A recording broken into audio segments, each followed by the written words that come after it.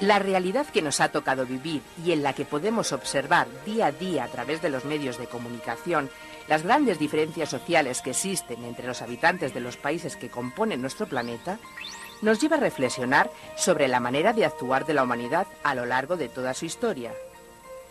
Si nos centramos en el problema más importante, que es el hambre, solo nos haría falta un mapa del mundo para señalar, sin miedo a equivocarnos, los países que lo padecen desde hace siglos, sin que hasta ahora se hayan tomado medidas para solucionarlo.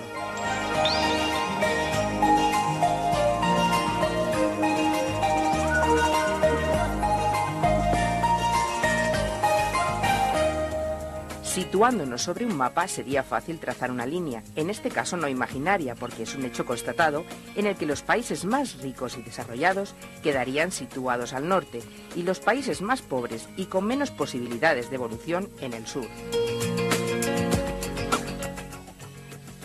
Es lo que se ha dado a denominar el tercer mundo.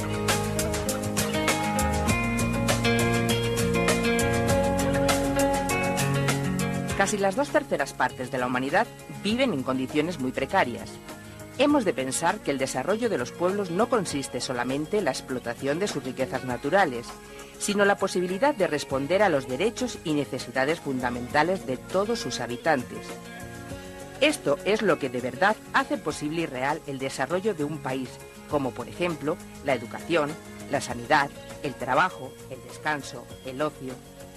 Cuando estas necesidades están dignamente cubiertas, es cuando un pueblo alcanza una digna calidad de vida y, por tanto, un nivel de desarrollo sostenible y equiparable al de otros países.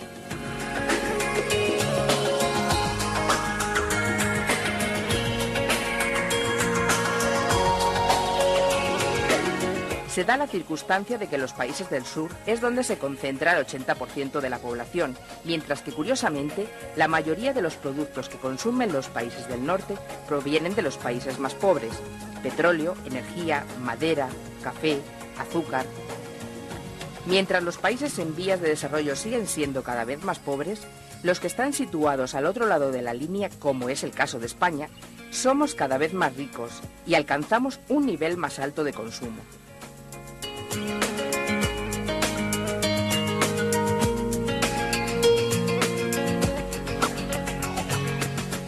Estos desequilibrios demográficos y económicos se convierten en una constante amenaza para la paz. Los países más poderosos del primer mundo compiten por hacerse con el control político y económico de los países subdesarrollados. El sur sigue endeudado con los países ricos, hasta el punto de tener que dedicar la mayor parte de sus beneficios en pagar la deuda externa, sin poder atender las necesidades de su población.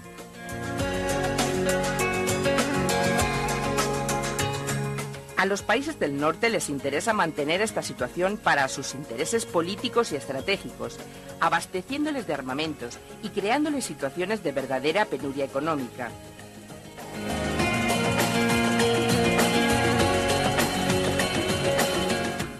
Mientras los países del tercer mundo sufren los problemas del hambre, la falta de vivienda, enfermedades de todo tipo, guerras, los países desarrollados, situados al otro lado de la línea, disfrutamos y consumimos todas esas cosas de las que ellos carecen.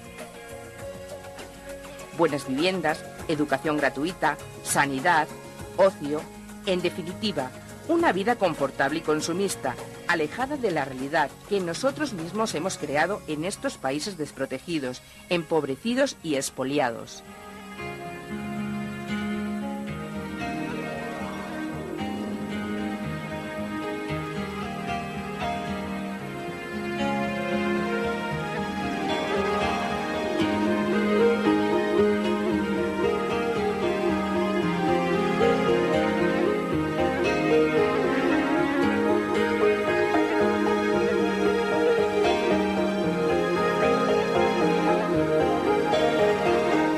Estos países, mal llamados países pobres, son en realidad ricos porque poseen las materias primas que el mundo desarrollado necesita para que su economía funcione.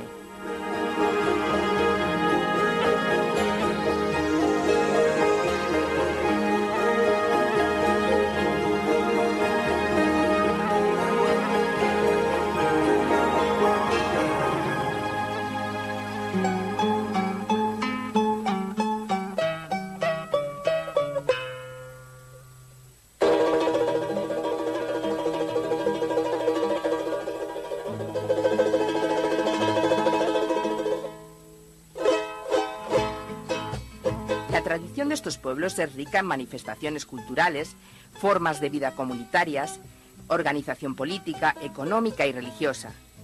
Si nos adentramos con objetividad y paciencia en su historia, descubrimos un profundo sentido de la vida y de la muerte, de la paz y de la guerra, de Dios y de la creación.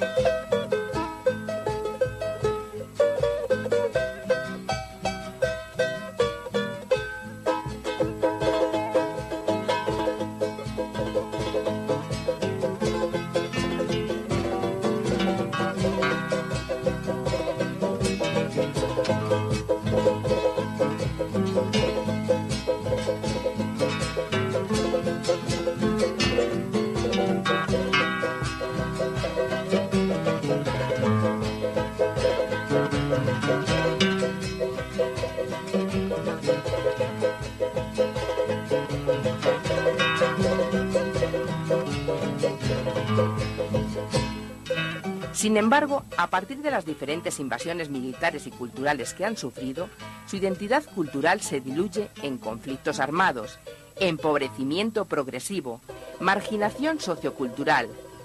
Son pueblos que viven hoy encerrados en sus tradiciones expresadas con audacia, en las formas de vida que les impone el primer mundo.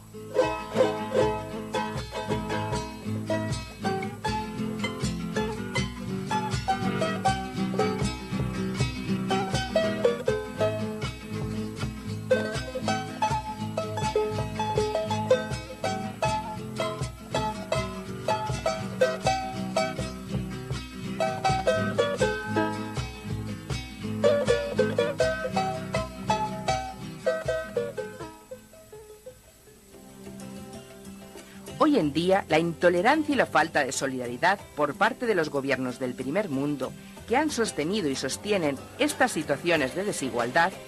ha hecho que en las últimas décadas del siglo XX apareciesen organizaciones no gubernamentales, denominadas ONGs, personas que de manera altruista, con un compromiso de justicia y por sus propios medios, quieren trabajar por la solución de todos estos problemas que padecen los países pobres.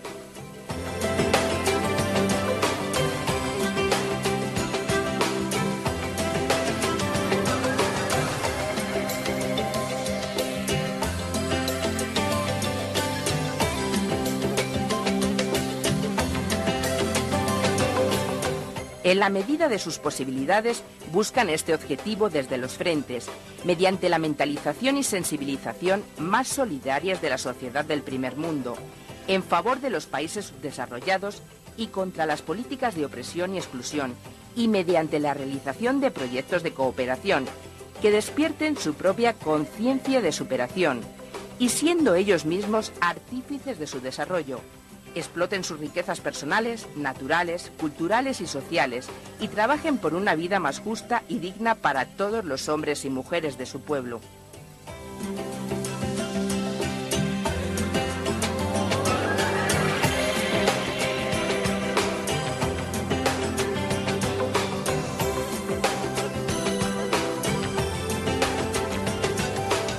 La situación de tantos seres humanos en estos países es la gran vergüenza de nuestro mundo de progreso, aún lo es más la situación de aquellas personas que padecen algún tipo de discapacidad, como es el caso de los sordos. Ecosol Sord es una ONG que sabe que en estos países existen recursos suficientes para que desaparezca la pobreza y trabaja de manera específica en favor de los colectivos de personas sordas del tercer mundo, porque son ellos uno de los colectivos doblemente marginados.